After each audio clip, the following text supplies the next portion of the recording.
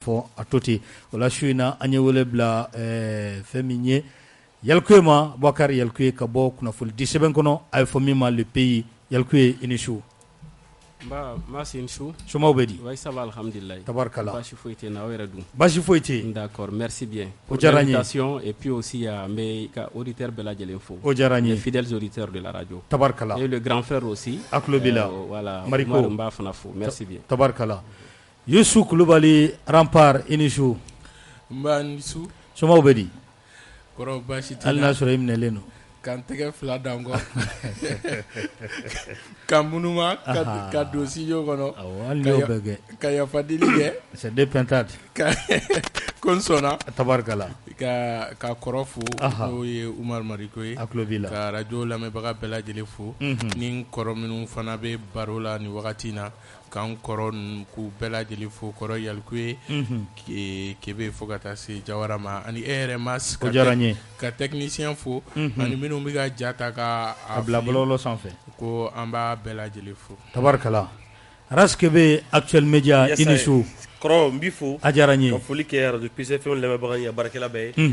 ye kɔrɔ Mariko ka foli k'a fana ye tabarikala n kɔrɔ fɛn bɛ kɛnɛ kɔnɔ ka foli k'a bɛɛ ka kɔrɔ ka kuma la tile a dɔgɔnin ne ye n kɔrɔ fo minnu bɛ kɛnɛ kɔnɔ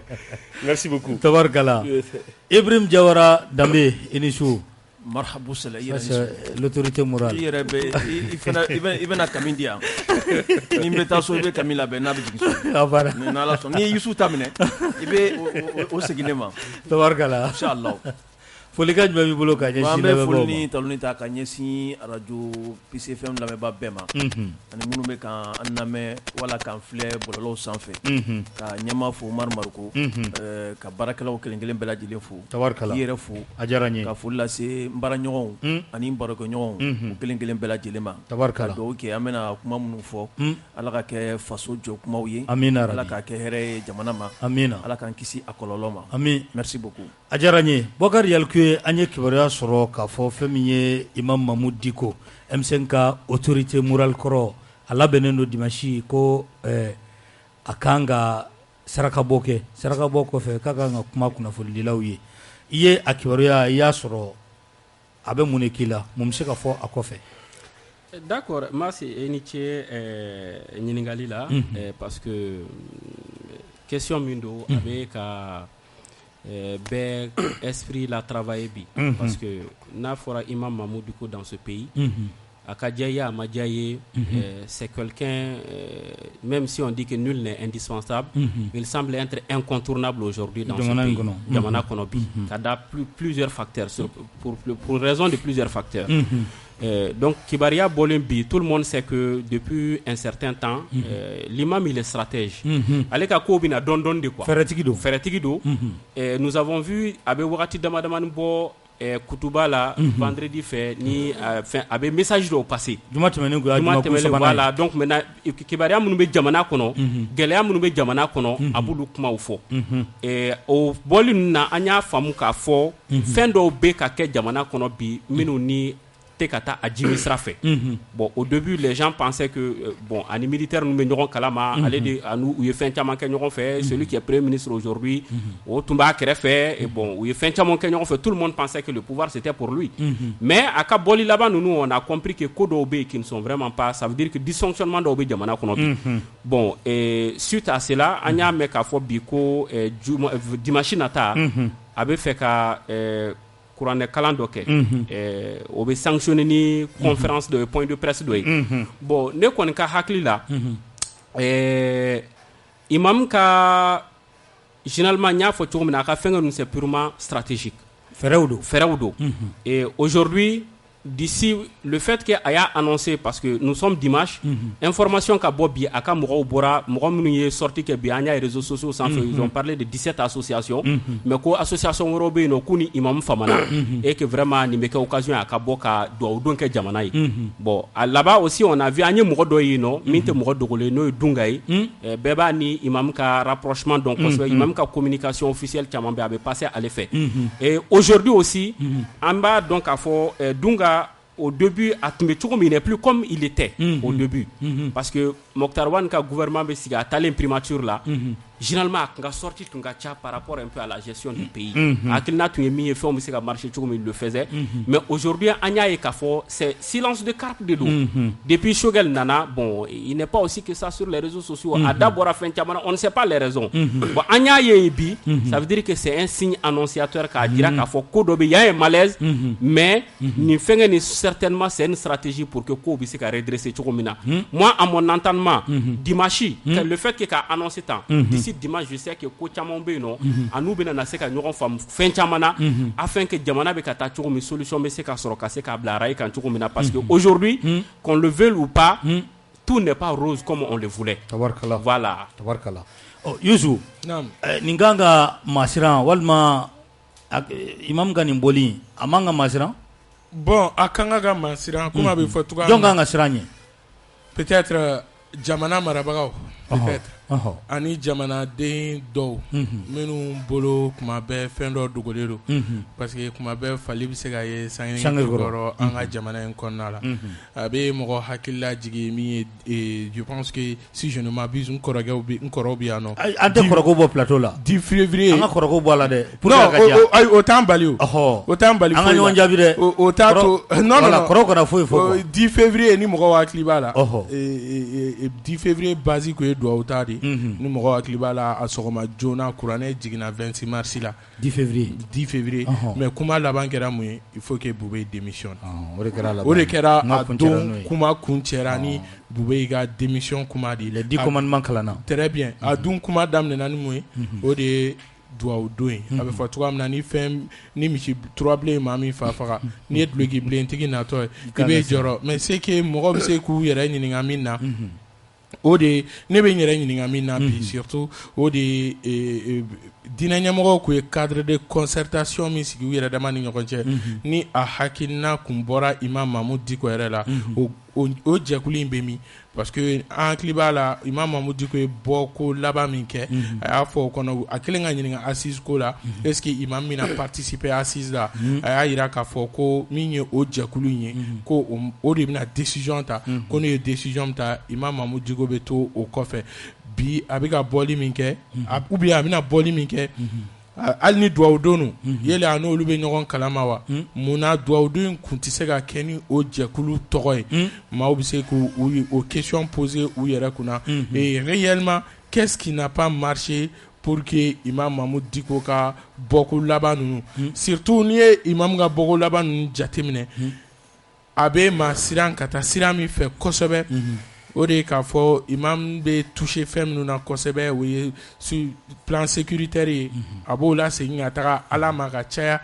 wa kuma fɔcogo b'a jira k'a fɔ fana ko imam tɛ Russie nali pour la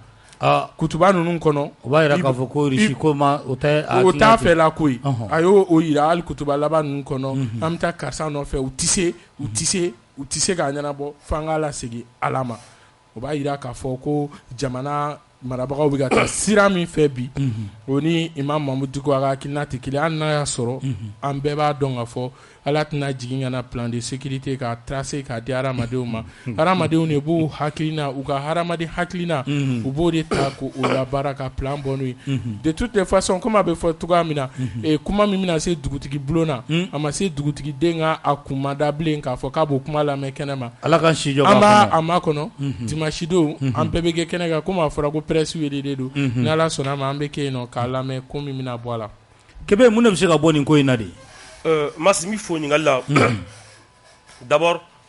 ne kun bolo n ko imam bɛna fɔ ko an ka ɲɔgɔn sɔrɔ ale bara k'an ka taga fɔ ko mɔgɔ faga min bɛ ka kɛ a ka jɔ sira la dugu minɛli bɛ ka kɛ a ka jɔ sira la ekɔliso min datugulen don u ka dayɛlɛ den minnu tɛ ka se ka taa ekɔli la u ka segin ekɔliso kɔnɔ imam ye kuranɛ min kalan il y a 4 coffres de Dieu. Le Coran, la Bible, Torah, et Zabour. Mas, o ala de b'a fɔ ye ko ni kelen bɔli b'i ko i ye diɲɛ da ka diɲɛ bɛɛ faga. Mais imam ko an bɛ taa dugawu kɛ. Ɔ jamana min na ala fana ko dugu min na joli bɛ ka bɔn fantanw bi bɛ ka kɛ olu kan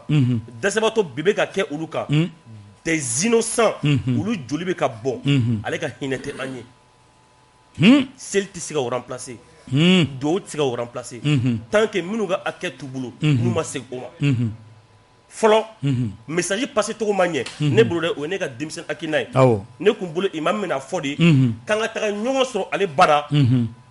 c'est-à-dire an bɛ ka ala ka loi minnu transgresser les lois divines de Dieu anw arasa k'o ja ka taa o dénoncer mais ko an ka taa duwawu kɛ mas komi dimanche ma se fɔlɔ ala ka dimanche fara an bɛɛ si kan m'a dɔn a se bɛ ala ye a b'a kɛ fana ni ala sɔnna a ma n'an taara ne bɛ fɛ imam k'a bɔ a da n bɛ ka sira fɛn dɔ ɲɛ imam kana min fɔ a kana fɔ bilen ko maaw ka bɔ ka manifester a bɛ sɔn o bɛ sɔn ka bɔ a la ka da ka mas n'o bɔra a la an bɛ ɲininkali kɛ maaw ye bɔli min kɛ ni maaw ni tora la maaw taara kɛ bouclier k'ale ni kisi maaw sara kun min kama yala o résultat bɛ min mas pendant que Mokhtar Wane bɛ fanga na Imam Mahmoud Dicko kɛrɛfɛ mɔgɔw bɛ fanga kɔnɔ kutuba min kɛla ni tile fila laban ninnu kɔnɔ o ma kɛ o wagati pourquoi maintenant o kutuba ninnu bɛ ka kɛ ka taa ni o sira ye je pose une question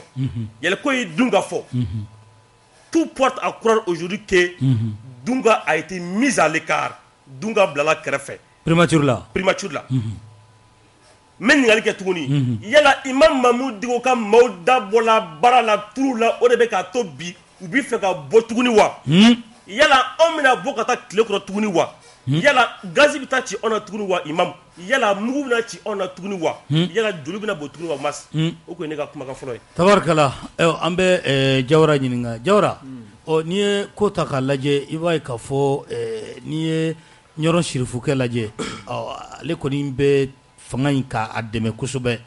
Dicko bɛna bɔli min kɛ sisan ani ne ye kutuba saba laban ta fɛnɛ k'o lajɛ est-ce que i t'a ye k'a fɔ u fila hakilina tɛ kelen ye nin ko in na ɲininkali don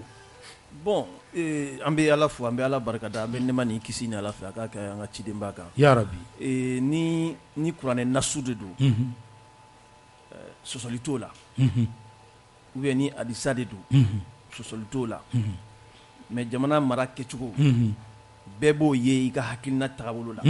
waati dɔ tun kɛra Buye tun ye fanga in dénoncer kosɛbɛ ni transition kelen kɛra mais bi ni Buye y'a jira k'a fɔ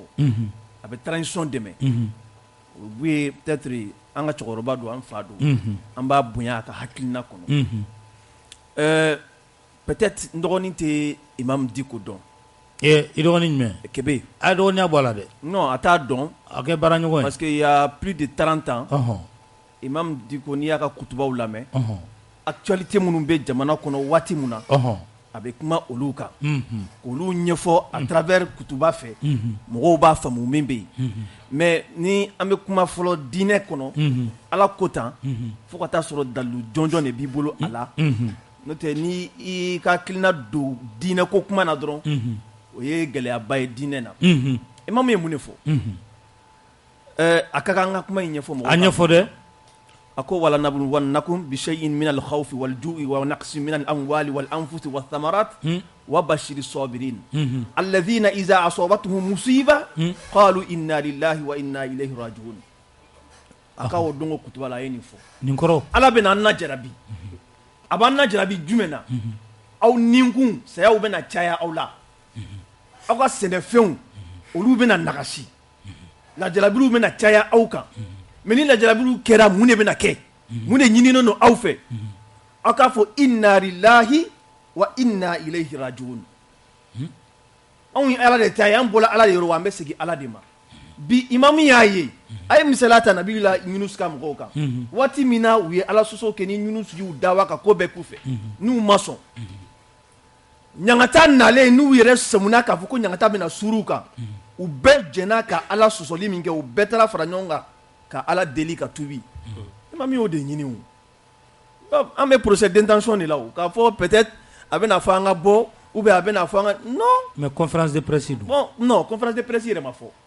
a ma fɔ jɛkulu 17 farala ɲɔgɔn kan u famana ɲɔgɔn ma u taara u bɛ fɛ ka fɛɛrɛ kɛ ka taa kumaɲɔgɔnyaw kɛ hakili jagabaw kɛ ni Imam Mahmoud Dicko ye o kɔnɔna na duwawu bɛ na kɛ ni ko k'i bɛn'o bila bɔliko la ou bien i bɛn'o bila ko parce que u ka mɔgɔ dɔ tun bɛ gouvernement na peut-être o jɔyɔrɔ non i bolo b'a jɛ parce que an bɛ procès de détention ne bolo an ka bɔ o la bi c'est pas la peine bɛɛ b'a dɔn bi jamana bɛ ka taa taasira min fɛ a ma ɲi mais o jɛlen tɛ bɛɛ ye yan mun bɛ yen concrètement k'i bɛ se k'a fɔ ko nin de kɛra bi kuma mugu gansan ni discours gansan mun de bɛ yen tabarikala discours baw bɛ fɔ don o don nangam foyi ma se ka ɲɛnabɔ fo bi mais kutuba ye mun ye dɔgɔkun kɔnɔ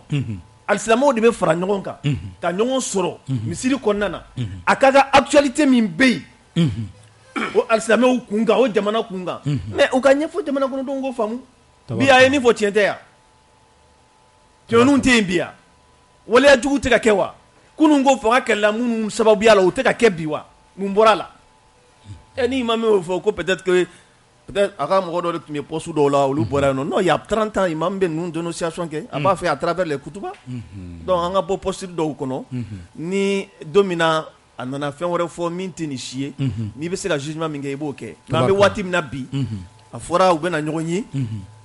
point de presse bɛ kɛ duwawu bɛ kɛ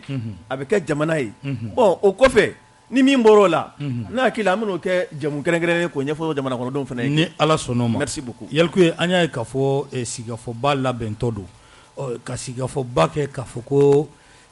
imam t'a la n m'a fɔ k'a tɛna y'a la dɛ mais ni ale t'a la est-ce que o fana tɛ majɛ belebele ye a ko la bɛɛ kɔni bɛ min dɔn ani fanga min bɛ senna nin ani nin tɛ ɲɔgɔn fɛ a n'u tɛ ɲɔgɔn fɛ ɲininkali de don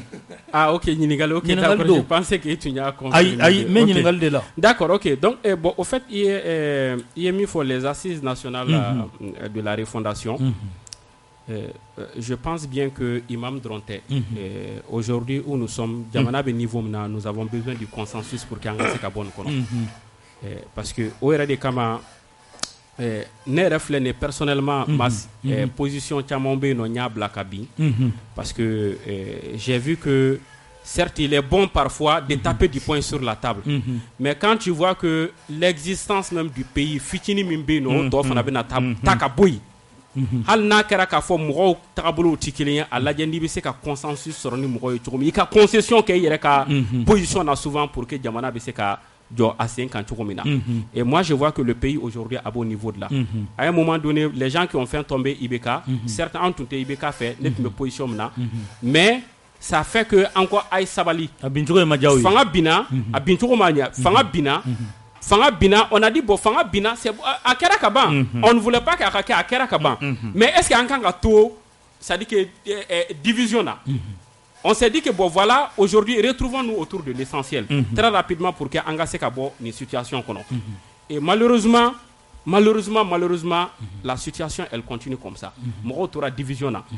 o de kama assise ko kuma nana bon mɔgɔ caman y'a fɔ l'assise c'était pas la peine parce que déjà déni kɛra fɛn caman kɛra avant aujourd'hui que c'était pas la peine an ka taa et que priorité kun kan ka kɛ min ye o ye k'a fɔ an ka bɛn sécurité ka na élection ka kɛ et je pense que transition yɛrɛ bɛ sigi wagati min na c'est ce qui a été dit charte kɔnɔna la o de fɔra M5 fana ka kɛlɛ fanba tun y'o de ye même Choguel à un moment donné je pense que les 10 points de son document ils ont été très clairs par rapport à ça bon après tout ça ni aujourd'hui ils ont décidé k'a fɔ an ka taa assise là et que les assises déterminent transition tɔ kan ka kɛ cogo min na et je pense bien que il faut diviser la poire en deux parce que a kɛra sababu ye ka fossé-ba de créer Maliens ni ɲɔgɔn cɛ les gens se sont dit que non au lieu qu'an ka taa kuma sur les sujets d'intérêt national mais a bɛ comme assise bɛ an ka taa dɔrɔn k'a lajɛ ka se ka dɔ fara al transition kana dɔnna k'a fɔ élection tɛ se ka kɛ février o y'o yira ka ban parce que u taara CEDEAO yɛrɛ ka fɛn na a fɔra k'o ci sera yen donc maintenant ka se ka solution sɔrɔ k'a fɔ ka i adosser c'est-à-dire que statut populaire de la k'a fɔ ah bon nous on avait dit k'a tɛ se ka kɛ mais le peuple même a dit bon voilà a tɛ se ka kɛ an k'a bila ka taa fo nin wagati la mais moi je pense qu'aujourd'hui nous sommes divisons la poire en deux ceux qui sont contre et ceux qui sont pour maintenant et que du moment où déjà le premier ministre allait te casser comme parce que les gens ont dit qu'il est clivant et quand tu regardes un peu la méthode selon ce que les gens disent il est clivant parce que n'i y'a jateminɛ Seku Ɲame Bathily ninnu ye fɛn min bila o don k'a fɔ ko u ye demande caman ci a ma mais jusqu'à présent a m'u répond mais ils ont vraiment dit que président ye min kɛ vraiment a bonyanu ma président y'u rencontré et puis aussi Malick Dia aussi au niveau du CNT a y'u rencontré donc je pense qu'aujourd'hui olu b'o dynamique min kɔnɔ parce que bɛɛ jigi dalen b'olu de kan dɛ c'est eux qui ont pris le pouvoir certes M5 ye mɔgɔw labɔ mais olu de ye fanga ta et a ɲɛna o a tiɲɛna o olu de bɛ kɛ a fɛngɛ fɔlɔ ye fɔlɔ. Est-ce que vous voyez? Donc aujourd'hui, Assimi ka jateminɛ, c'est-à-dire le juste milieu.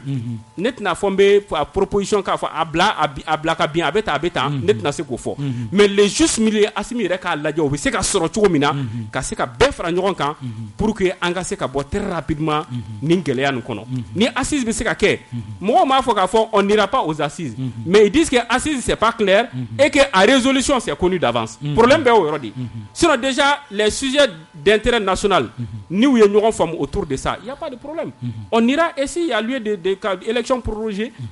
délais prorogés, les gens vont convenir de cela et puis on a très rapidement. Et je pense que même le cas de l'imam, aujourd'hui c'est un peu ça. Et il y a mis fort, imam qu'à côté là. Je pense bien que l'imam jamais été imami et qu'à fond, n'a pas fait il donne des conseils. Avec 5 cas qu'on a certainement pas sur le avec 5 là-bas. N'a ma famille qui est coco là. Il ne s'engage pas à 100%. C'est comme ça que je le comprends. Et aujourd'hui, il pense que transition ce n'est pas une bonne chose. Mais il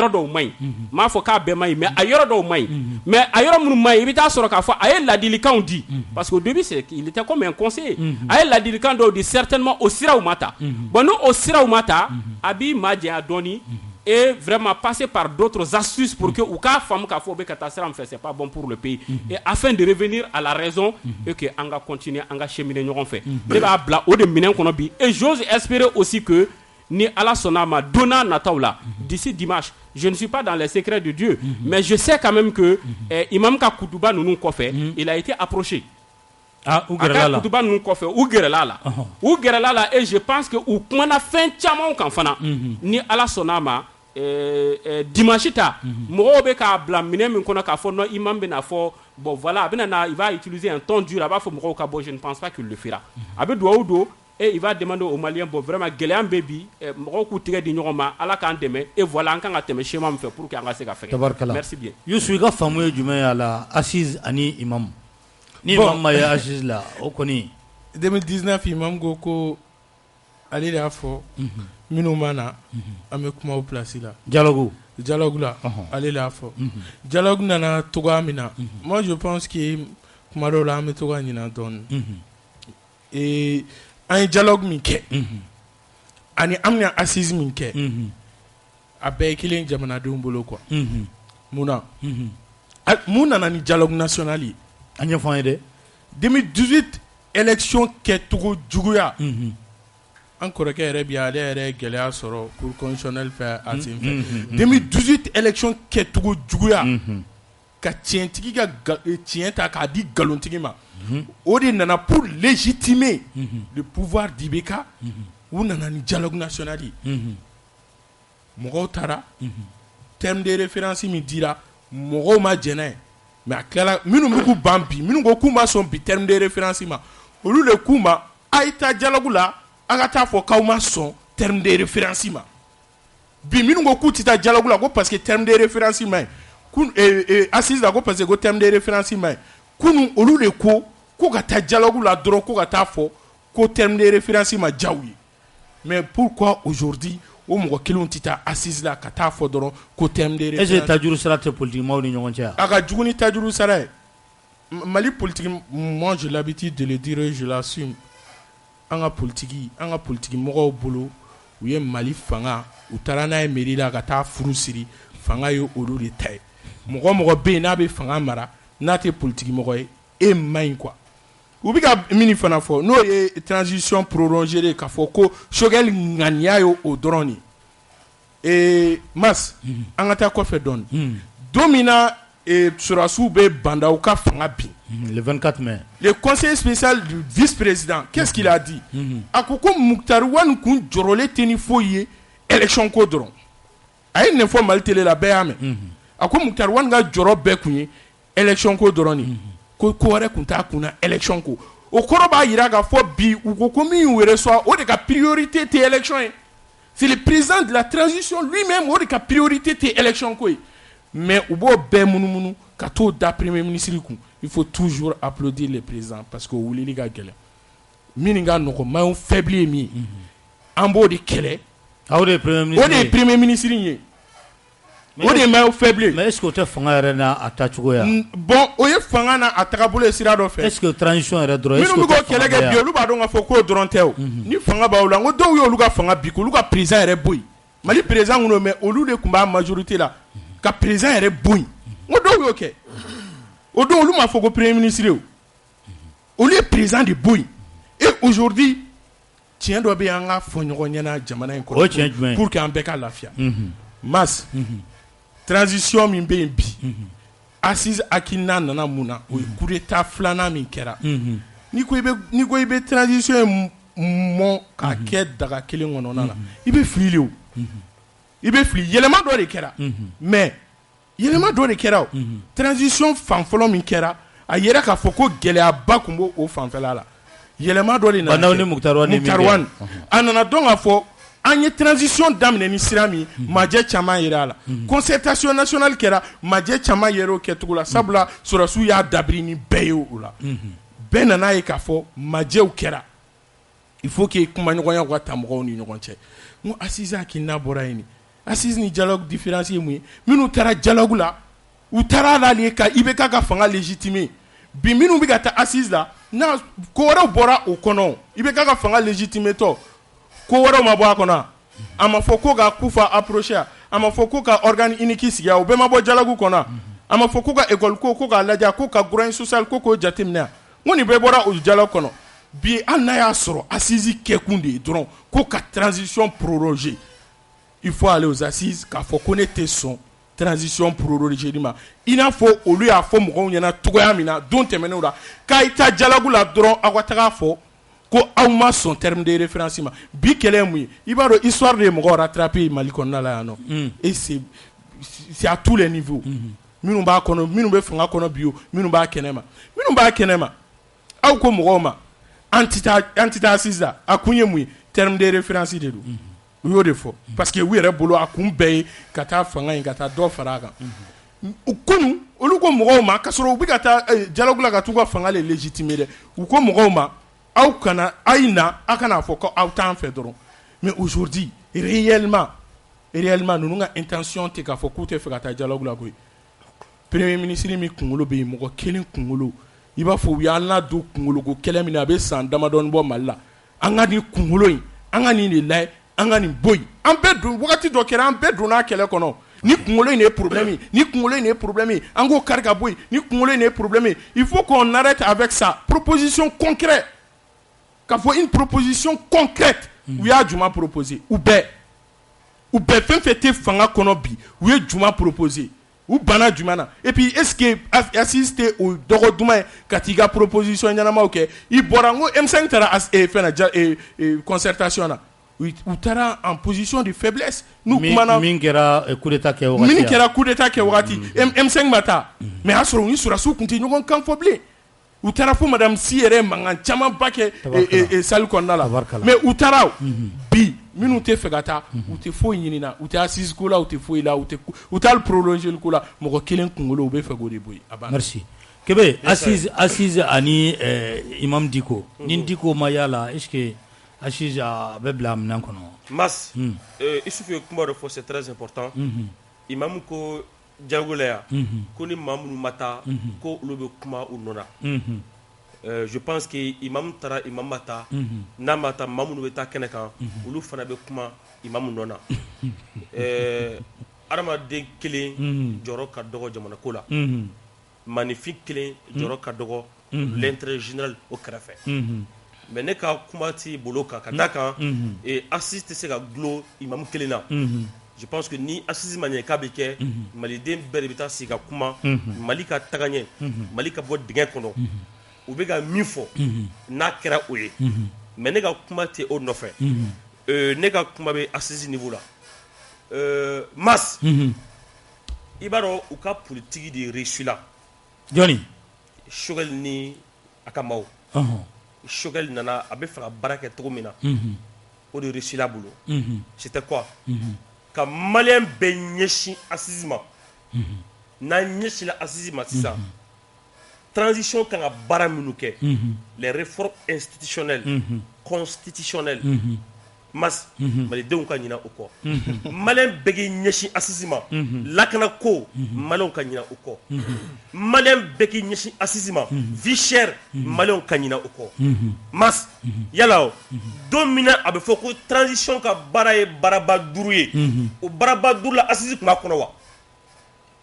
min taara présenté CNT la awɔ ayi assise tun b'a kɔnɔ wa don min Choguel bɛ taa CNT ɲɛma a m'a fɔ k'a bɛ kalata kɛ ka bɛn a dɔgɔ kofɔlen ma wa a y'a fɔ a y'a fɔ a m'a fɔ a y'a fɔ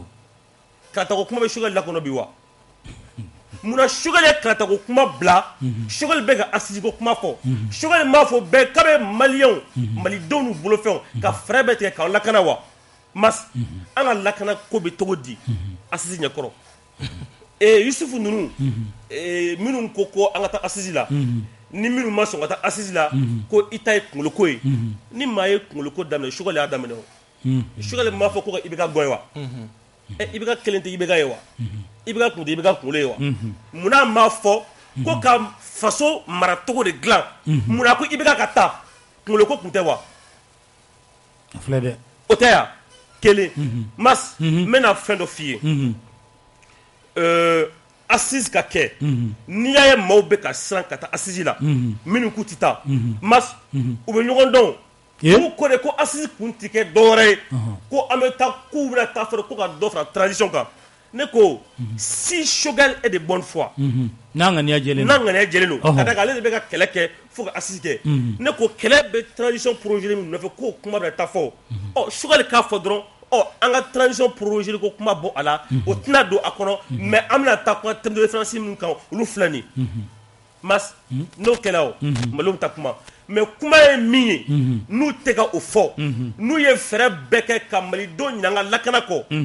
kalata sɔrɔlen k'a fɔ a ye ko waati korona ko kalata tɛna se ka kɛ k'a sɔrɔ olu ko k'u bɛ se ka transition labaara kalo 18 ko kalata bɛ se ka kɛ ka bɛn février ma kalo 18 kɔnɔ baara foyi ma kɛ min bɛ se k'a to ko kalata bɛ se ka kɛ ka bɛn a dɔgɔ kɔfɔlen ma u b'a fɔ an ye fana Yusufu ninnu minnu ko transition ko ka taa assise la ko bi ni k'i bɛ élection kɛ ko yɔrɔ dɔw tɛ an bolo yɔrɔ dɔw tɛ an bolo élection tɛna se ka taa kɛ fan bɛɛ olu dun ko an ma ko assise bɛna kɛ fan bɛɛ dalwa ni fɛrɛ min bɛ olu bolo ka assise kɛ o a ka kɛ ka ɲɛ o ko maliden bɛɛ daga dɔ la munna u to o daliya kelen bila en exemple walasa kalata jɛlen ka se ka kɛ wa tabarikala an ka kuma di Jawara ma Jawara assise ani imam bon ni imam kɔni t'a la a ko filɛ dɛ non an bɛ waati min na an bɛ ka ko fila de da ɲɔgɔn ma minnu tɛ kelen ye c'est que Ibrahim Bokar Keita ka waati a ye sigi dɔ kɛ maliyɛnw ni ɲɔgɔn cɛ o sigi in politikimɔgɔ dɔw banna ka taa sigi la dɔw sɔnna ka taa dialogue la imam ka kuma sɔrɔlaw de fɛ Yusufu bɛ k'a fɔ cogoya min na mais contexte kelenw tɛ an bɛ transition de kɔnɔ fanga na tɛmɛ fanga de don en fait i sɔnna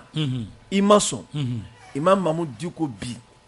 Cherif Ousmane Madani Haidara bi Jean Zerbo bi ninnu ye maaba de ye jamana kɔnɔ i sɔnna i ma sɔn u diyara i ye u ma diya i ye Ala de y'o kɛ olu ye bi donc imam kana taa si la a bɛ a ɲɛci bɛ yen dɛ a ɲɛciba n'a ma taa a bɛ kɛ gɛlɛyaba ye siga t'a la bon maintenant assise yɛrɛ ko kɛcogo n'i y'a lajɛ i b'a ye k'a fɔ min bɛ ko in yɛrɛ ɲɛmɔgɔya la bi a y'a ka limite bɛɛ yira Johnny oui mais ko in bɛ min bolo bi ko jumɛn minisiri ɲɛma Choguel a y'a ka limite yira o a sera a dan na mais a sera a dan na o il a montré ses limites ne y'a fɔ yan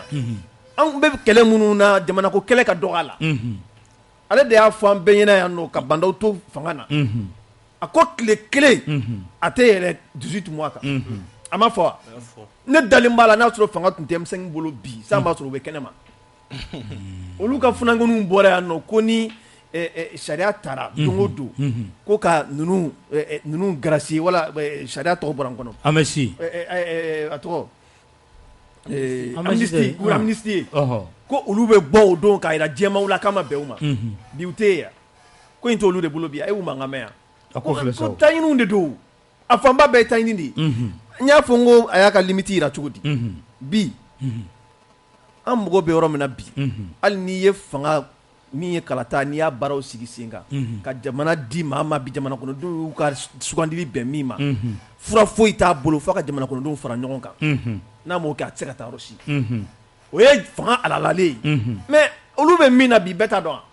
i bɛ se ka taa cogo di i kan ka mɔgɔ minnu fara ɲɔgɔn kan n'i bɛ taa ka taa kuma dɔw fɔ olu ma minnu bɛ ko tɔ yɛrɛ nɔni e b'olu fara ɲɔgɔn kan cogo di adama association an y'a ka communiqué bi waa kunun de et puis quoi mais ni ye mun ko sugu ye e min kan ka kɛ kalali kɛbaga ye e bɛ ka kɛ kuma fɔ kuma minnu n'a bɛ mɔgɔw bɔ u cogoya la minorités de don non o bɛ jamana jɔ wa jugu b'an kɔ mɔgɔw b'an kɔ jamana kɔ kan olu ni berew ni fɛnw sigilen bɛ k'an makɔnɔ parce que kuma minnu fɔra hali n'a sɔrɔ a taara maliyɛnw dimi sira fɛ mais a kɛra kɔlɔlɔ ye jamana ma mais an yɛrɛ damaw fana ni ɲɔgɔn cɛ n'a fɔra ko fɛn dɔw bɛ fɔ tuma dɔw la mais i b'i yɛrɛ ɲininka o mɔgɔ min yɛrɛ ye ministériyaw kɛ ka tɛmɛ ne bolo État ka fonctionnement ale kan k'o dɔn fo k'a dama tɛmɛ an bɛ yɔrɔ min na bi an mago tɛ ka mɔgɔw attaquer ni kumaw ye an mago bɛ bi fɛɛrɛ bɛɛ ka kɛ maliyɛnw ka fara ɲɔgɔn kan ka don da kelen fɛ ka bɔ da kelen fɛ mais n'i m'o baara kɛ f'i bɛ ka taa ni sira wɛrɛw ye je pense que Assimi ye acte min kɛ tile 2 in na ka politikimɔgɔw wele k'u lamɛn nin ye leçon dɔ de ye k'a yira k'a fɔ ale y'a ka limite yira a tɛna se tuguni ka mɔgɔw fara ɲɔgɔn kan il est temps Assimi yɛrɛ k'a lajɛ min kan ka kɛ tabarikala il est temps Assimi ka lajɛ min kan ka kɛ Bokari Yalku ye an y'a ye k'a fɔ M5 maakɔrɔ dɔw bɛ yen i b'a fɔ Mohamed Ali Bacili ale ye bɔli dɔ kɛ sisan Madame Seke Atusu an y'ale fana ka sɛbɛn dɔw ye est-ce que nin bɛɛ tɛ premier ministre docteur Choguel a fanga dɔgɔya dɔɔni assise ko la bon fanga dɔgɔya yɛrɛ dɔrɔn tɛ mais je pense bien que n'i ye a décider ka pouvoir légitime bi moi à mon entendement mɔgɔ minnu mana kɛ ils sont condamnés à cheminer ensemble pour que olu ka miirina ye min ye jamana ka se ka jɔ olu yɛrɛ ka miirina na u ka cheminer ensemble pour que u ka se ka kɛ o ye ne ka faamuyali ye et je pense bien que o lutte tun menena ka ɲɛ kosɛbɛ fo kana se il y a eu des frustrations ni ɲɔgɔn cɛ M5 kɔnɔ tension baw kɛra à un moment donné mais u sera ka ɲɔgɔn faamu hali Mokhtar Wane ka wagati la u sera ka ɲɔgɔn faamu bon aujourd'hui division bonyana kojugu parce que on a compris depuis wagati jan Madame Si ninnu y'u yɛrɛ retiré ale ni comment on appelle ça Maître Muntaka Tall u y'u yɛrɛ retiré dɔɔni bon récemment la sortie de Bacili o b'a jira k'a fɔ malaise bonyana kojugu u ni ɲɔgɔn cɛ et moi à mon entendement o ti ko ɲɛnama ye quoi ni n ko ko ɲɛnama tɛ parce que déjà le M5 a ye mɔgɔ minnu bin u t'aw to yen dɛ u t'aw to yen c'est à dire que jamana ko bɛ yen dɛ mais ko min kɛra i yɛrɛ la souvent mɔgɔ dusu i tɛ se k'a supporter quoi i tɛ jamana yɛrɛ ye dɛ mais i b'a fɔ ko f'i ka revanche ta o problème bɛ yen ça c'est la nature même de l'être humain mais au-delà front wɛrɛw tun bɛ yen parce que déjà même la CEDEAO la communauté internationale et autres tout le monde n'était pas pour la lutte du M5 ils disent que c'est légitime mais an kana fanga bin donc du moment ni fanga binna aw ye fanga ta dites-vous que olu fana tɛ sigi k'aw lajɛ i y'a ye k'a fɔ u ye pression kɛ ka pression kɛ pour que depuis fanga bɛ bin wagati u bɛ fɛ ka jamana gérer cogo mais ninnu ye pression kɛ pour que u ka don cadre dɔ kɔnɔ walasa an ka bɔ transition kɔnɔ rapidement o front bɛɛ bɛ yen bon aw yɛrɛ dama au lieu que aw ka fara ɲɔgɔn kan pour faire face à tout ça ni aw tilala k'aw yɛrɛ ni ɲɔgɔn cɛ n'aw tilala ka effriter dites-vous que a b'aw ka tagali aw ka chemin a b'a fɛngɛ gɛlɛya aw bolo kosɛbɛ aw ka miirina ye min ye ka se ka lawaleya a b'a gɛlɛya donc o de problème bɛ yen bi bon o de la je dirais bien que quelque part Choguel a toujours été un fin stratège. Fɛrɛtigi don. A tɛ ɲina, a tɛ pressé, il atteint son objectif. Et je pense que c'est à cause de cette intelligence même qu'il était devenu vraiment l'homme chouchou de l'imam M5 wagati la. Parce que il b'a ka combat bɛɛ lajɛ, dans les histoires de questions de personnes autres là, ale t'o kɛ. Et c'est quelqu'un a bɛ mɔgɔ fɛngɛ bonya kɔnɔ et puis a mana kɛ cogo cogo il savait comment manager les gens. Bon, je pense que aujourd'hui apparemment o de ye a bila quoi ne kɔni fɛ o fɛrɛ de y'a bila voilà ne kɔni ɲɛ b'o de la bi parce que ni mɔgɔ minnu kan ka baara kɛ ɲɔgɔn fɛ et moi je pense que la primature c'est le projet normalement le projet du M5 o de tun kan ka lawaleya primature la certes primature k'a fɔ Choguel kɛra premier ministre ça veut dire k'a tɛ M5 dɔrɔn bolo mais M5 ka miirina il y a des grands chantiers en principe ni a kan ka kɛ normalement ani M5 ɲɛmɔgɔw de kan ka jɛ k'a fɔ an kan ka jamana gérer tan donc n'o kɛra hali n'a ma ɲɛ Choguel il ne sera pas le seul à porter le chapeau. Ils vont dire que ah bon voilà en berdo donc maintenant on assume la responsabilité. Mais aujourd'hui ala kan kisha ma na tiena bolo nous ba fon tunya fo. Et aussi, les gens ont fait ce constat. Moi-même, personnellement, à un moment donné, on était très en contact avec Choguel. On continue à le soutenir. Neta ka fo Choguel Kodo, ce n'est pas ça. Au niveau de mon journal, tout le monde voit. Ni fon fait monsieur que ça veut ka transition nie. Ne be do dynamique kono parce que je pense que Jamana Kodo. Nete mo ko la. Et puis une opposition majorité ko ne boro kona mena. Mi me se ka Jamana nie ne bo siraka. Mais fini do ba la fana, il faut que ango fo wala sa uluka. Est-ce que Choguel be se ka mo franyonga bia? Mena o yoro di la. Ça dit que me ka mi fo o yoro la. Ni a jateminɛ déjà Choguel filɛ nin aujourd'hui a tɛ sɔrɔ téléphone na a bɛ se ka fɔ a ka siw cayara mais bon le comparaison n'est pas raison au yɔrɔ de la c'est la différence entre Mara et les autres Mara ye mana message ci Mara ma diɲɛ wagati o wagati a bɛ ye bɔ n'i ko k'i mako b'a la don o don wagati o wagati il a le temps ka se k'i reçoit et moi je pense que ale ka wagati yɛrɛ o bɛ mɔgɔ farankan yɛrɛ demander ka tɛmɛ hali Mara ninnu ka wagati kan aujourd'hui o bɛ ka Choguel jɛbi alors que faut la atme mɔgɔ répond atme mɔgɔ wele o b'a jɛ a tɛ sɔrɔ téléphone na l'avoir aussi rendez-vous fana ka se k'a sɔrɔ c'est devenu vraiment un problème alors que mɔgɔ b'o kɛ mɔgɔ b'i wele dis-toi que i n'u ye kɛlɛ kɛ wagati dɔ la et aujourd'hui ils ont besoin de toi a bɛ se ka kɛ kana jɔ mɔgɔ la kana jɔ mɔgɔ si la o bɛ se ka hakilina dɔ d'i ma min bɛ se ka kɛ sababu ye k'i bilasira et aujourd'hui a bɔra o de minɛn kɔnɔ moi à mon entendement vraiment à k'a lajɛ qu'il revienne en arrière je ne dirais pas de revenir à la raison qu'il revienne en arrière et qu'il a k'a lajɛ rien n'est encore perdu a bɛ se ka mɔgɔw fara ɲɔgɔn kan cogo min na walasa an bɛ se ka cheminer ɲɔgɔn fɛ a gɛlɛyara dɛ non seulement MC déjà ani tɔw tɛ ɲɔgɔn fɛ ani M5 fana problème b'a ni M5 mɔgɔ caman ni ɲɔgɔn cɛ bi donc a k'a lajɛ a bɛ se ka M5 fara ɲɔgɔn kan cogo min na et aussi qu'il n'oublie pas Diko non seulement les gens qui sont ani Diko fana fɔlen no ɲɔgɔn oui on constate ça o bɛ bi o dogolen tɛ o on a parlé du cas de Dunga c'est pas fortuit mais min finira fɛn dɔw bɛ yen n'i y'a natɔ i kan k'a faamu k'a fɔ ko dɔ bɛ yen ko imam yɛrɛ tɛ bɔ ka fɛn dɔw fɔ mais n'i ye Dunga ka comportement yɛrɛ jateminɛ dɔrɔn tu sais qu'il y a un climat délétère qui est là o kɔni ce n'est pas à cacher parce que Dunga bɛ fɛn o fɛn kɛ dis-toi que c'est l'imam mais aujourd'hui a disparu là ka bɔ fɛn bɛɛ la complètement ce qui veut dire que quelque part il y a un malaise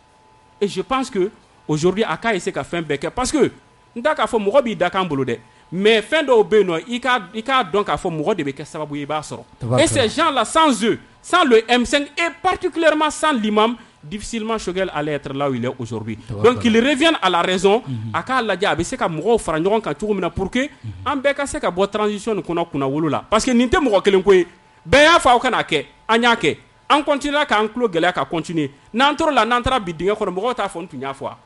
donc an ka bɔ de kɔnɔ an ka essayer an k'an tɛgɛ di ɲɔgɔn ma pour que très rapidement an ka se ka bɔ transition kɔnɔ merci bien Youssou e b'a a ko ye cogo di a fɔ Choguel bɛ se ka maaw fara ɲɔgɔn kan bilen a bɛ se il n'est jamais trop tard pour bien faire et surtout kɔrɔ Yalko ye fɛn dɔ fɔ qui est très important o de ye premier ministre ni M5 yɛrɛ cɛ bi et puis surtout M5 mɔgɔkɔrɔbaw donc u ka ɲɔgɔn la sɔrɔ joona u ka se ka fara ɲɔgɔn kan joona pour que u ka se ka bɔ dingɛ kɔnɔ kɔrɔ ye fɛn caman fɔ et premier ministre yɛrɛ kɛcogow la minnu kan ka falen wagati laban na a ye kuma ta a kumana cogoya min na Segu Kita a ye kuma dɔw fɔ je pense que ale kun bɔra olu kɔnɔ a mɛnna ale kun tɛ sɔn ka don kuma ninnu na mais sisan an bɛ k'a ye de plus en plus peut-être position b'o kɛ mais de plus en plus a bɛ ka bin o dingɛ ninnu kɔnɔ mais je vais revenir sur quelque chose Mas Kebe ko Choguel ko assise ko kuma fɔra Choguel ka péage de kɛlen kɔfɛ Choguel Kebe journaliste non Kebe ego ka ta kɔnɔ c'est pas ce que j'ai dit Kebe me kuma di ma Igo ka ta kɔnɔ Igo ko assise ko kuma na. Axi, akame axi ou ma quoi. Ah ouais. Non. Axi c'est très clair. Agataka kalanga nyake. Iba sura ma kalani. Et réforme politique et institutionnelle au konna la assise ko kuma ba kono. Shoge les discours follow minke. Akele nga conseil de cabinet ka akele ko fait premier ministre assise ko kuma fora yene. A discours follow minke akele premier ministre assise ko kuma fora yene. Au conseil des ministres et le président de la transition Assimi Goïta a parlé des assises nationales de la refondation. Moi je pense que au kuma banni no quoi assise be péage kono o follow flana mi ni be fait ko fo o de mo ko détromper yoro dola shogel killing keleli iba fu ya ndego o la ka koro tugamina bi ne ɲɛta a nafa la Mali kan Jawara ko Shogel dɛsɛra assise ko la a sera a dan na mais o ye filili ye o dialogue national kɛto ni mɔgɔ hakili b'a la a ka di ne ye ka segin o fɛn ninnu ma quoi hali n'a sɔrɔ a ko n ka n'u da ɲɔgɔn na IBK de ye mɔgɔw wele IBK de ni mɔgɔw kumana fa don Kajoge yɛrɛ ye discours dɔ kɛ qui a été vraiment apprécié. Modibo Kajoge ani premier ministre Modibo Sidibé o fana kuma fo mɔgɔ dɔw bana ka taga a ɲɔgɔn ɲɛ na IBK di mɔgɔw de soi le président de la République c'est le garant de la constitution c'est lui et le premier malien a n'a sɔrɔ a ma o sanna an bɛɛ donc président de bɛ ni question ta a bras de corps surtout ni i ɲɛ b'a la k'a fɔ mɔgɔw sɔnni tɛ e ka premier ministre kunkolo de ce n'est pas parce que ko premier ministre de bana o premier ministre ka gouvernement sigitɔ qu'est-ce qui s'est passé mɔgɔw t'o dɔn il faut que fɛn dɔw bɛ yen nɔ kuma dɔ la an ka bɔ o kɔnɔ ni gouvernement sigira ka ban n'an bɛna taa sigi ka fɔ la parti politique jumɛn bɛ yen ko le ministre de la refondation k'a ma t'o reçoit k'a ma tagama ka taga o fɛ parti politique ba ninnu bɛɛ hali minnu bɛ M5 kɔnɔ bi hali minnu sɔnnen don a ma k'a fɔ k'u bɛ taga assise la a taara nin bɛɛ lajɛlen reçoit et c'est vraiment trop dit aujourd'hui i k'a fɔ ko foyi de ma kɛ comme an bɛna tila ka don a la a b'i ka thème kɔnɔna la donc ne tɛna don o jeu ninnu na aujourd'hui le premier ministre a des défauts comme tout être humain mɔgɔ bɛ yen i bɛ se ka dafana bɛ se ka sɔrɔ i la halisa mais aujourd'hui dire que kunkolo falen an ka kunkolo de falen ni ye kunkolo kɛlɛ le kebe b'a la kan minnu bɛ fɛ ka taga olu minnu tɛ fɛ ka taga u bɛ kunkolo kɛlɛ de la il faut le dire kebe tiɲɛ fɔ mɔgɔw ɲɛna mɔgɔw de tulo b'i la wa u bɛ k'i faamu kunkolo de don kunkolo ko kɛlɛ de don parce que toujours c'est Shogel qu'est-ce que an bɛ taga base dɔ de kan u ko u ye mun de kɛ ko pour que ka u y'a fɔ 18 mois u ye mun de kɛ ka élection organiser mɔgɔw bɛ fɛn caman fɔ n tɛ n siɲɛ fɔlɔ ye k'a fɔ charte min dilanna mɔgɔ kunkolomaw de ye charte in dilan mɔgɔ kunkolomaw de y'a dilan u y'a fɔ a kɔnɔ charte fan bɛɛ bɛ se ka yɛlɛma bɛ se ka don a fan bɛɛ la fo n'a kɛra président k'a présenter ou bien premier ministre ou bien CNT président o kɔrɔ mais bi n'i ko i bɛ transition prolonger hali mɔgɔ minnu tɛ Shogel fɛ bi mɔgɔ minnu tɛ Assimi fɛ bɛɛ y'a ye k'a fɔ a ka gɛlɛn ka taa élection na mais an bɛ taa hali n'a sɔrɔ a kun fɔra k'an ka taa élection na ni minɛnkɔrɔ ninnu ye est ce que minɛnkɔrɔw dafalen de b'an bolo wa mɔgɔ minnu ye CENI ci o ye Shogel de ya Shogel ka gouvernement de ye CENI ci ya est ce que Shogel ka gouvernement de ye CENI ci et aujourd'hui an bɛ taa élection na cogo di ka sɔrɔ CENI tɛ yen n'a sɔrɔ masa an kan ka taa ni minɛnkɔrɔw ye an bɛ taa cogo di sans CENI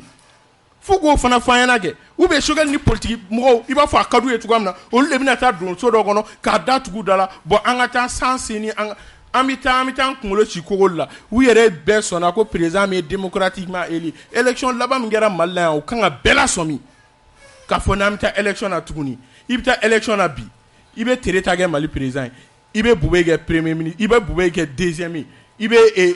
u tɔgɔ i bɛ Amadu Koyita ninnu i b'u bɛɛ classer ten ni mɔgɔ kelen ninnu bɛ tila ka bɔ ka mankan kɛ ko élection organiser cogo man ɲa u ka problème tɛ élection ko ye ne bɛ fɛ k'o de f'i ye u ka problème tɛ élection ko ye Shogel bɛ élection organiser bi bon a ye n'an ka élection kɛ maliyɛn bɛɛ bɛ bɔ ka voter ninnu b'a fɔ k'u ma sɔn a résultat ma parce que ŋaniya de man ɲi k'a ɲɛsin n y'a fɔ je l'assume ŋaniya de man ɲi k'a ɲɛsin transition ma surtout transition tatogo mimbe. Qu'est-ce qu'on reproche réellement à la personne de Shogel? À la communication qui est tout gagné, Batili Boraga Minifal n'a son moitié Batili Jalagi. Moi je pense qu'il a raison. Namanya Ane Benaka, Ane Sigira, Kafoko primature de la M5 Nema, M5 Dirane, Gafaya di Shogel Lema, Shogel Kanga au Bunya, là c'est M5 Ma, Kasega Kuma, M5 Anouka Kuma. Anouka Kuma, Wakuma Befana. Jawara Kuma Dofo, qui est né bolo, un cororo quoi. Mais tiens, non mais plateau ka fɔ ko Shogel taara kuma min fɔ ko a n'a sɔrɔ a diyara mɔgɔw ye ko a ti ka ɲɛ jamana ma bi a ti ka ɲɛ in kɔrɔ ye mun ye a ti ka ɲɛ in kɔrɔ ye mun ye moi je veux comprendre a taara min fɔ Nations Unies na bi a ti ka ɲɛ ye mun ye a ti ka ɲɛ anw ɲɛ b'o la k'a fɔ ko a ɲɛna parce que a ye éveil de conscience dɔ créé yan dɔrɔn tɛ mais farafinna fan bɛɛ fɛ Burkina situation bi Nigériens bɛ cogoya min na bi Sénégalais bɛ cogoya min na bi farafinna fan bɛɛ lajɛlen fɛ mɔgɔw y'a ye k'a fɔ premier ministre taara kuma min fɔ mɔgɔw kan ka wuli k'u yɛrɛ ɲininka question minnu na premier ministre olu de posé et aujourd'hui k'a fɔ ko o retombé négatif de b'an ka jamana kan jusqu'à preuve du contraire moi je le vois pas parce que n'a sɔrɔ ɲɔnɔ attaque do Ogosagu cira yan ka Sobanda tiyan IBK yɛrɛ ka taa sigi Ablaye ɲi sigi kunu ni ɲɔgɔn wɛrɛ kɛra an bi wuli ka bɔ yen ka dugu kunturu ci ka muso kɔnɔma ka o ma kɛ Faransi ɲɛna yan n k'o don ko o IBK ko Faransi min filɛ ko mɔgɔ b'a fɔ ko ka Faransi gɛn k'olu si tɛ maliden ɲuman ye n ko IBK y'o fɔ minnu ko Faransi ka ɲi minnu ko Faransi ka ɲi Mali binn'o bolo bi minnu ko Faransi man ɲi minnu ko Faransi ka baara kɛcogo man ɲi minnu ko Faransi b'an fɛ yan nɔ ko u ka baara kɛcogo la ko ça suffit ne ɲɛ t'a la k'a fɔ ko n'o retombé de k'a fɔ ko sécurité mana moi je le vois pas. Kebe est-ce que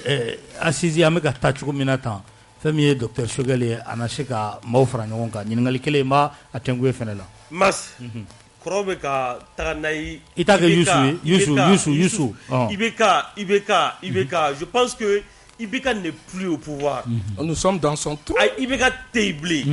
Ni y'a IBK bina, a fɔra ko mara ma ɲɛ IBK bolo. Minnu y'a ta, olu kɔrɔ ko olu bɛ se ka dilan. Mais min ma ɲɛ IBK bolo, ne ale ko tout le temps IBK, an tɛna se ka bɔ nin kɔnɔ. Nous avons un temps bien déterminé. C'est-à-dire Mali bɛ dingɛ min kɔnɔ an ka se ka bɔ a kɔnɔ. Mais s'il faut pas passer toute l'émission à parler d'IBK, an tɛ avancer. Mas i b'a dɔn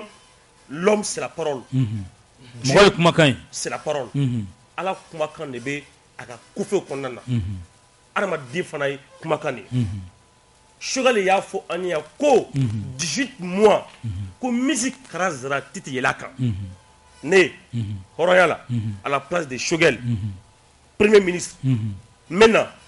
18 mois n tɛ tɛmɛ o kan. N'a fɔra ko dɔ bɛ fara kan je démissionne pour l'honneur, la dignité et la décence. O de cɛya ye. Ni e do e b'a kɛ ten. Mas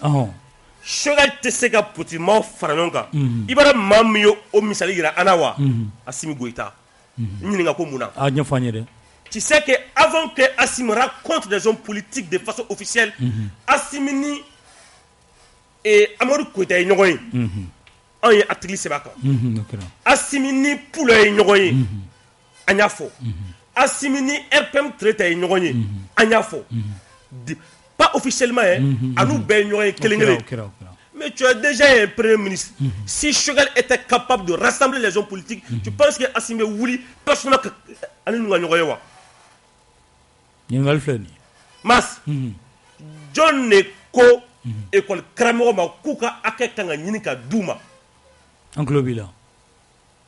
John Neko école Kramero akek nyinika adala gese akeke bre. Shogel te wa.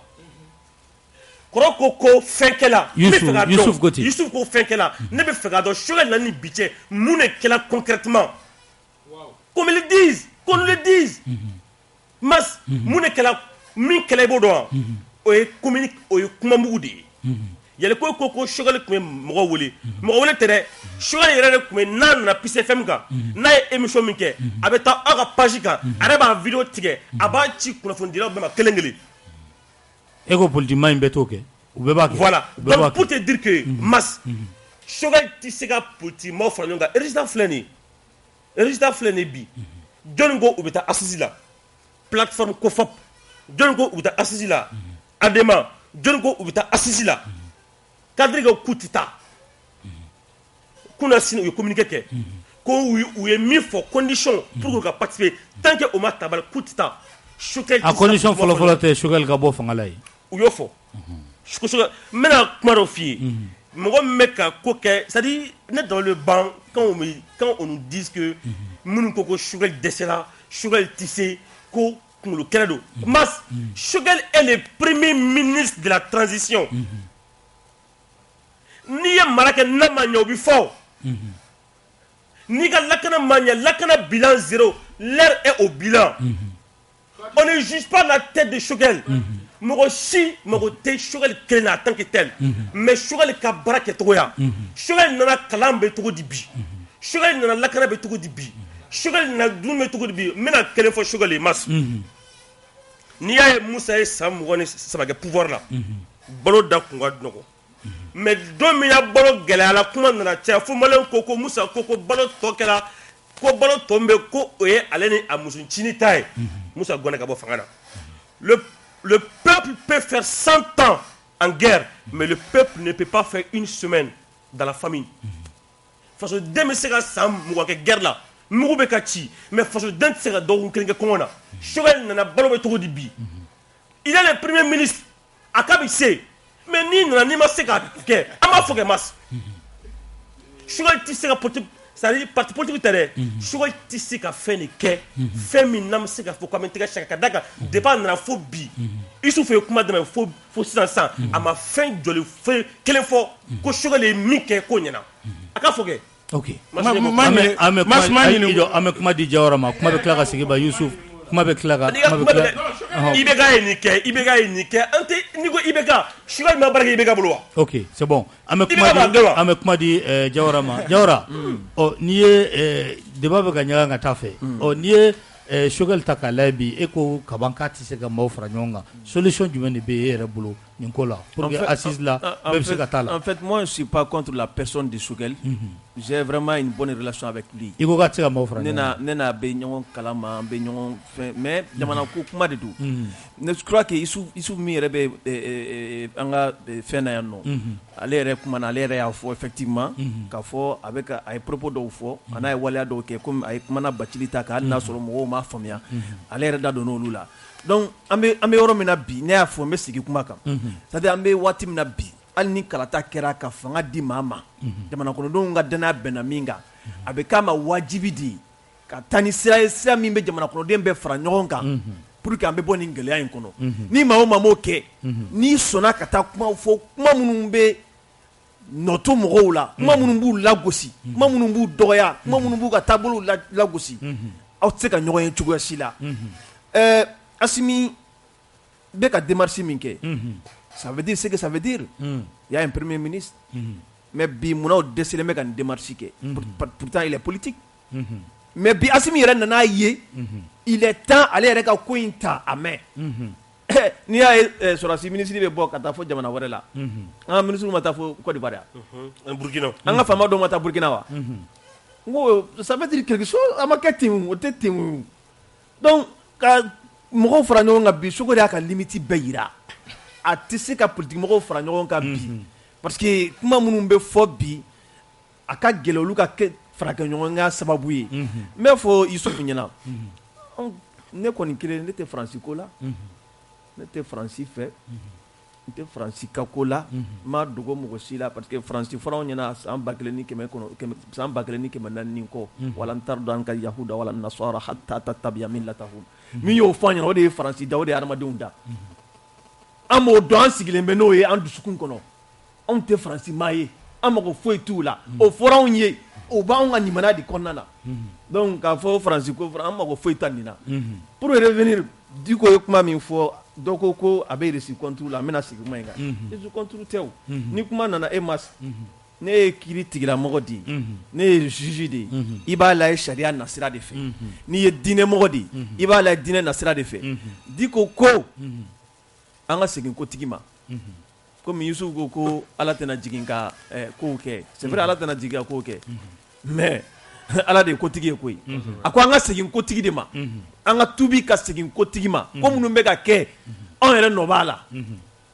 ni ne di o ka kuma ye o mais ni m'o faamuya ni ko peut-être a tɛ reçu contre la ou bien a bɛ reçu contre la i b'a jɛ o c'est très clair maintenant Choguel ta ni ye M5 yɛrɛ kɔnɔna lajɛ bi i b'a ye k'a fɔ au sein même du M5 gɛlɛya bɛ yen bi Choguel yɛrɛ ka jɛkulu kɔnɔna na minnu kɛlen don bi ka funu ta ka ɲɛsin a ma o bɛ yen ni y'an ka classe politique lajɛ bi ni Choguel tun sera ko in kɛcogo la a tun bɛ se k'u bɛɛ fara ɲɔgɔn kan e bɛ ka min fɔ bi bɛɛ b'a dɔn kalata ko kuma minnu bɛ senna bi o ye gɛlɛyaw de ye o mais Choguel y'i to jamana kɔ kan a m'a fɔ ko transition kundama ko peut-être a dɔ la semaine damadɔni wala kalo damadɔni bɛ se ka fara a kan kabini ye préparatigɛ di ka ban donc assise ko mɔgɔ bɛ se ka mun faamuya a la ne kɔni kelen ka laɲini na komi i ye ɲininka de bi hali n'a sɔrɔla k'a fɔ mɔgɔ caman bolo o tɛ solution ye ne bolo ni an ko an bɛ assise de kɛ bi hali ni jama groupe kelen sɔrɔla k'a fɔ k'ale t'a la a bɛ se ka kɛ gɔlɔlɔ ye parce que assise de bɛna wolo fɛn na fɛn min bɛ légitimité di fanga min bɛna prolonger ka légitimité d'a ma ni jamana kɔnɔden groupe dɔw sɔrɔla minnu ko k'olu ma sɔn o ye gɛlɛyaba ye o fanga ka taa ɲɛ la tabarikala wulikajɔ bɛ senna bi Burkina a bɛ Niger Yalkuye mun de bɛ se ka fɔ Burkina ta in na bon yala ni an ka jamana u bɛ sira kelen na oui moi je pense que fièvre de système anti-français o de fanga barika bonyana kosɛbɛ bi ka da raison caman kan parce que an bɛ ka insécurité min bɛ ka an bɛɛ sɛgɛn bi Sahel jamana mɔgɔw sɛgɛn n'i ye a genèse kɛ tout le monde dit que c'est la France qui est derrière parce que k'a daminɛ Libye ka don Mali kɔnɔ et à partir du Mali ka propager ka taa ni pays ninnu kɔnɔ donc o problème bɛ yen mais ka bɔ o fana na ka tila k'a ye k'a fɔ n'i ko i bɛ bilan kɛ France ni a ka partenaire tɔw ka présence Mali la ka se fo bi tout le monde a vu que 8 ans qu'on a là à bilan vraiment c'est pas reluisant et donc ce qui a fait que ka bɔ o bɛɛ kɔnɔ fana Mali bɛ niveau min na bi farafina population caman bɛ yen u hakili la k'a fɔ la France au fait Mali ka ko man bon a ma kosɛbɛ précisément les autorités donc ce qui fait que en fait non tout le monde sait que les Ben le cerveau nous ka mouvement yɛrɛ wolo debout c'est la partie que j'apprécie beaucoup chez eux c'est leur constance dans le combat u jari o u ma diya o u k'u ye position kelen min ta nous sommes contre le système français u b'o position kelen de kan et ala barika la bi an bɛ yɔrɔ min na bi u sera ka pays tɔw annexer u ka vision kɔnɔna la parce que la France est devenue un problème alors il faut trouver d'autres mécanismes et le fait que mɔgɔw b'o mécanisme kɔnɔ France wulila Mali yɛrɛ ka kɛlɛba yɛrɛ bɛɛ sɔrɔla Wagner ko nin de ma ko tɔ yɛrɛ bɛɛ envenimé le fait que ko Wagner ko fɔra o de ye ko bɛɛ ɲagami et o de kama tu vois un peu bon ils ont tenté k'a fɔ ko u ka force bɛ bɔ Côte d'Ivoire ka Burkina traverser ka taa Niger tout le problème est parti là et le problème du Niger aussi les gens ne sont pas contents parce que le président qui est là-bas sa position les gens pensent qu'il y a kɛra France ka lakɛ quoi donc c'est normal que mɔgɔw ka révolter contre ça et mais au-delà de tout ça an y'a ye k'a fɔ Mali bɛ problème kɔnɔ et ces chefs d'État du Sahel là le Niger le Burkina et puis aussi le président de la transition du Tchad vous êtes appelé par Emmanuel Macron pour aller parler de la situation du Sahel alors que tous les problèmes là, le berceau même de cette insécurité là, c'est le Mali. Vous épargnez le Mali, à bas faut qu'on commencer à mais ayo peut fou des fois non. Ou soit avec un dictateur mis avec fait un gérer tout pour asphyxier davantage le Mali. On peut même considérer comme si c'était un complot contre le Mali. Est-ce que vous voyez? Et moi, ça aurait été moi net n'titaou. Nene tundo net n'tita. Parce que ni jamakuru diale ne be bifo. Na tara kelen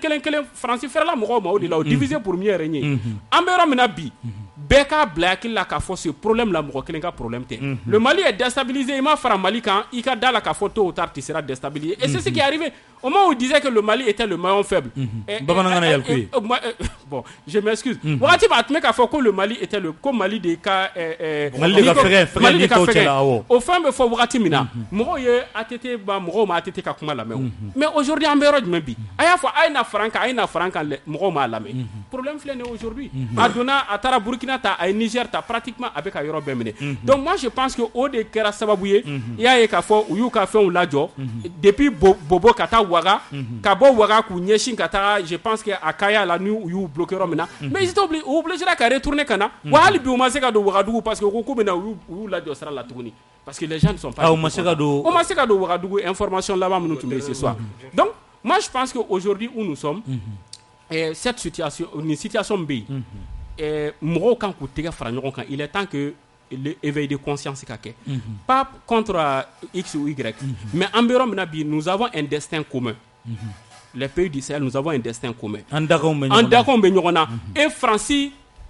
tu sais qu'il y a un problème, là, il n'y a rien à faire, la France ne peut pas. Donc, nous avons dit que les partenaires avec un problème. Je n'ai pas dit de laisser la France, mais il faut partir sur de nouvelles bases avec la France. Il faut partir sur de nouvelles bases parce que il faut vaincre Amana Falasé Amma. Donc au décama, il y a qu'à faire ben nous tumika plateau quand on a débat là, où il y a dire qu'à faire le Burkina, ou quand on a na masala, je pense qu'ils ont Niger et même Chironema floué échanger Tchamanké. Et au bec a sorti bas de préparer, je pense bien pour le 11. Au bec a sorti préparer parce que déjà nous nous le 12, je pense que c'est là où on a fait nous couper la décision. Donc au coup de boc a sorti gigantesque qu'a Djirola qu'a fait on t'a dit, c'est là où tu sais qui est à la solde de la France et que la France a ça mieux qu'à quand on fait un kaba et moi je pense qu'aujourd'hui Bécan qui est au carcan de Kono, Bécan qui est au dynamique de Kono pour que ce problème là que nous vivons aujourd'hui en est cassé que solution sera là en irait. Non seulement engage la France là qu'a fait bon il y a min kan fait à manier so ika jalagima ika na angata base kura kan wa fana ika anto angata partenaire wera nyina on là. Non, dans les droits, mais en Bessaou. Aujourd'hui, la Mumbai est tournée. Allez au Burkina, le président là, allez reconnaître avec fil de rasoir de camp. À tout moment, il peut partir. À tout moment, au Bessor là, Mumbai. C'est pas cette question d'insécurité là. Il y a qu'à faire d'autres à tout cas, gendarmes nous faire tout. Mais les gens peuvent rester comme ça. Anticipé à tout temps. Est-ce que vous voyez? Donc, au Dekama, je pense qu'aujourd'hui, moi, quel est fanatissé, mais que les gens se donnent la main. Et que ces dirigeants aussi de la sous-région Sahel qu'on a là, ou qu'à Kofam, et la CDAO aussi, a fanakassé qu'à Kofam, parce que, allez, fanaka problème est mieux. Aujourd'hui, moi, je dis que les sanctions, c'est vraiment dommage. Mintaranga Djamanaka, c'est vraiment dommage parce que moi, il faut qu'on dise comment. Tu penses que quand tu frappes les autorités, et qu'on a la population, mais il y a des tirs. Mais oui, tiens, Max. Mais imagine un peu, il va y avoir nous autorités, nous Djamana fait nabi. Et puis, sur des familles ou bien toute une contrée avec glonné même Rokelena. Si tu le frappes avec une sanction, ni aller masser à Moumouyoro sera à conséquence, tu sais, mais galon de tigou. C'est ça le problème aujourd'hui. Et moi je pense que moi Tunga c'est qu'à Nyoron Famou, oui, à l'impression que Koko Boko avait fait on n'est pas d'accord avec le principe. Trouver une autre formule. Mais de vouloir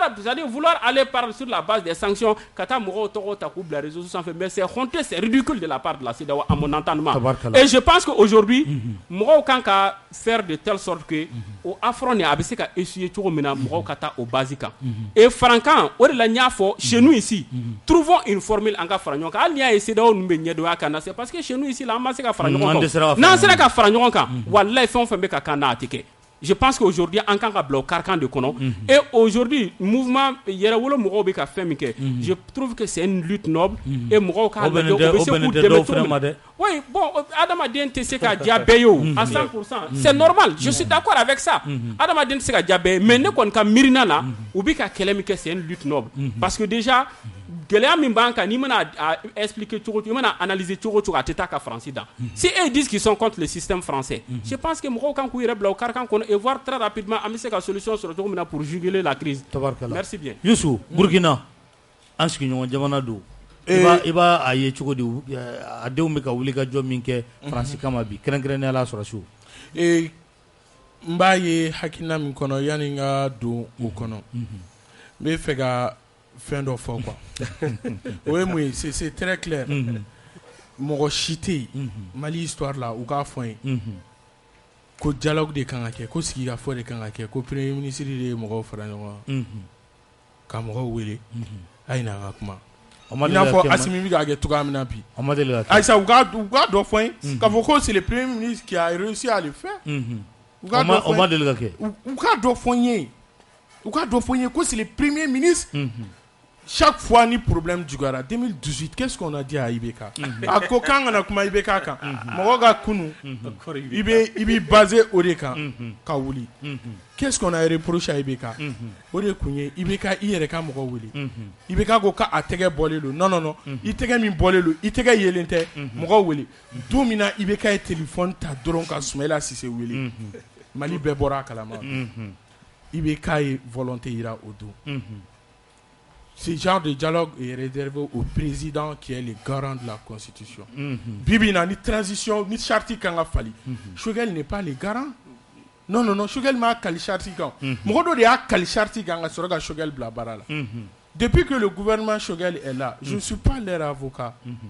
Mais yelko bla lezi la ni akmay. Sur tous les plans sécuritaires. Kebe Bika,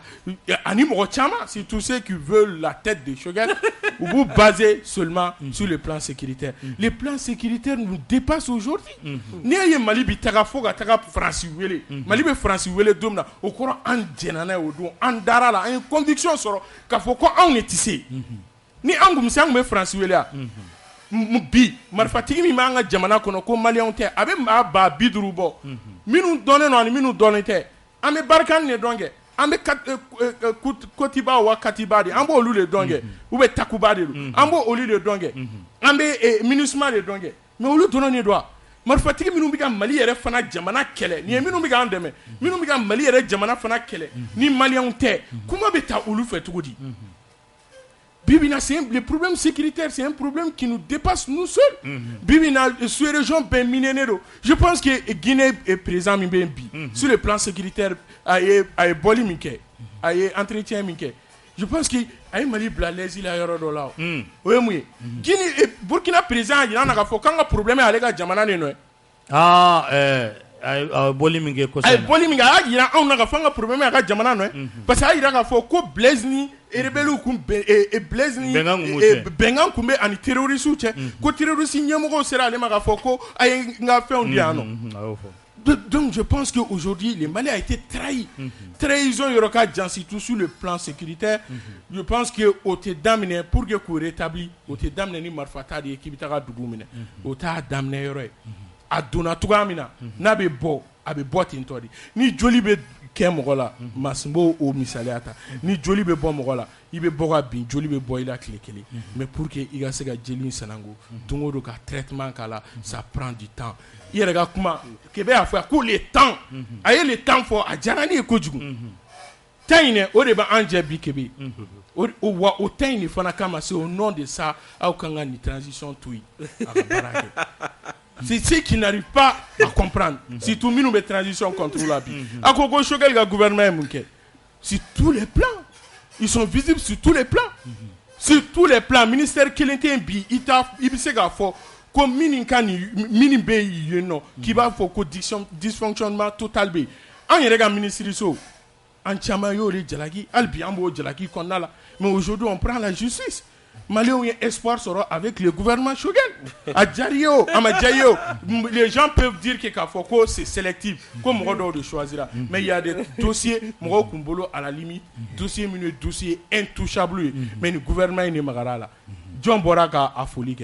Au contraire, moi ko donné, ko règlement de compte. Mais ni justice m'a foi que, ou pas faut que justice est barala. Nous y a dossier bauta, ou pas faut non, ou bien bramroma, transition à priorité tenue sur le plan santé. Bibina, moi minumbe amoka, ta uninga, ou ba finira, amoku me gérer tout di kunu. Et aujourd'hui, amo beka gérer tout di, ou ba anye finira. Et sur le plan sanitaire alsa, il beka ratan beka jalis ke machine tane kume mala, ni gouvernement na jaminatu nanini bite, ayi mugane sanga faraka, abe ponji. Il peut plan feta. Muktarwan nga gouvernement bitaka kumanamna, akuye crise do créer Mali konnala, ali nyana bo tugo kuntala. Crise même. No okuyu gwa découpage territorial. Mais Bibina, à la limite, à comment blalari, et c'est stratégie de d'où pour que au yoro là-bas. Bibina, à ma foi, Sénégalais ou de afo, ko coton da sera yoro ma bi, ko et à ma délicatesse yoro mina. Ou au clair la fois tourni, Choguel les a promis, salo ayelena, nina coton et engrais daté elle. Et Sénégalais ou de afo. Pour la première fois dans l'histoire du Mali. jamana kuntigi ka ini an n'a sɔrɔ mɔgɔw ye défaut caman y'a la an ne yɛrɛ défaut caman y'a la premier ministre ka initiative ta ka Mali dignitaire traditionnel wele ka na a ye na an ka sigi ka kuma a b'o olu de bolo kɛ u ka localité problème yɛrɛ ye min ye u ka se k'o fɔ kɛ mais quand même il a pris l'initiative a sera k'a kɛ pour il be jamana compartiment fɛn fɛn ta je peux dire que là où on a péché le Mali o ma daminɛ bi et a fɔ i ye kuma dɔ fɔ Kebe ka kuma kɔnɔ ko la famine an bɛ famine na depuis 2011 famine ye mun ye kɔngɔ an bɛ kɔngɔ cɛjugu la depuis 2011 kɔngɔ wa a cɛjugu parce que bita ka jugu kunu ta ye o ye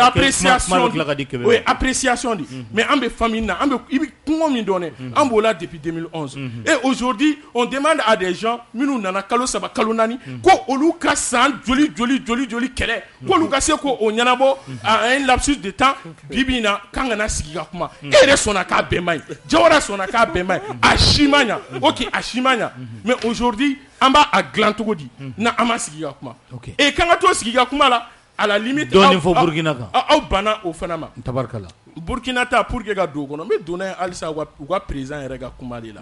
o b'a jira k'a fɔ crise min créé la an fɛ yan farafinna denjugu dɔw de ye crise in créé donc aujourd'hui ni mɔgɔ b'a ɲangati ta ce n'est pas la France hein mɔgɔw ɲɛ bɛ France de la et France combat la jɔnni min kɛra ça démontre à suffisance que k'a fɔ ko Burkina autorité tɛ Burkina maîtriser bilen u sago tɛ nin ye dɛ u dɛsɛra de le gouverneur est sorti a kumana mɔgɔw fɛ u m'a lamɛn u ko k'u ye kuma min fɔ a cɛ ka ɲi mais a fɔ ko ninnu ka segin fɔlɔ Burkina fanga bɛ mun de maîtrise o b'a jira k'a fɔ de Burkina fanga maîtrise de t'a bolo bi u ka jamana kan et aujourd'hui Choguel taara kuma min fɔ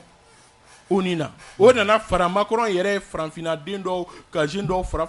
ɲɔgɔn kan ten ka taa n'u ye ka taga kuma fɛ Faransi o ko minnu kɛra a ye éveil de conscience jalaki dɔ fana bɛ ka kɛ Choguel la ko a ye légitimité traditionnelle fara ɲɔgɔn kan ka sɔrɔ ministre de tutelle k'o t'a kalama i n'a fɔ o ye jɔn ye ministre de l'administration kɛ mais ministre de l'administration t'a kalama a bɛ yen ale de bɛ se ka bɔ k'a fɔ an ɲɛna yeli a tun bɛ kɛnɛ kan wa a tun tɛ yen il était là-bas quand Choguel les recevait ministre de tun b'a kɛrɛfɛ ministre de l'administration territoriale de tun b'a kɛrɛfɛ donc bi k'a fɔ ko ministre t'a kalama ni ministre échouera yɔrɔ min na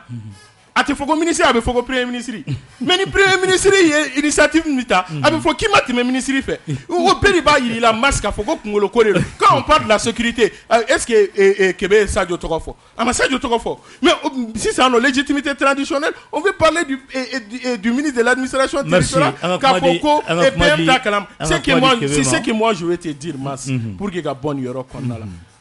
Faranfinnadenw ye éveil de conscience dɔ de sɔrɔ o de k'a fɔ min ye an ka sécurité ko ye jamana marabagaw dɛsɛra o tɛ Mali dɔrɔn ye jamana marabagaw de dɛsɛra surtout Sahel kɔnɔna la ka Sahel sécuriser o de nana kɛ sababu ye ka gɛlɛya caman don Sahel kɔnɔ et aujourd'hui il faut les aider ka bɔda yir'u la. Merci Kebe. Burkina an sigiɲɔgɔn jamana don a bɛ i n'a fɔ an bɛɛ bɛ problème kelen na i bɛ se ka analyse jumɛn k'a kan a situation il a parlé de temps, j'aime trop ça. Ante Burkina ta folo. Je suis Rasta. Bon moi le time will tell. Ako wagati de be nani tiɲɛ ye. Wagati de y'a yira na ko kunu Choguel min tun b'a jɔ M5 ɲɛfɛ ka kuma kunu filɛ galama na ci Choguel min tun b'a ka téléphone ta ka communiquer ka na téléphone na ko o Choguel ni bi min bɛ premier Choguel ni miiri b'a fɔ k'o tɛ maa kelen ye. Il a parlé de justice. Mais fait issue ka c'est-à-dire il y a fait nos B quoi. C'est-à-dire n'i y'a fort, tu as insulté la conscience du peuple. Quand il me parle de justice, mas e ka zone dɔ fɔne ɲɛna Mali kɔnɔ ko dɔ ye wari du Mali kɔnɔ ko ni transition nalen ni bi cɛ k'u y'a tigi minɛ ka juger. Transition ne bɛ mɔgɔ juger. Je viens. Ce n'est pas la transition qui juge. Je viens.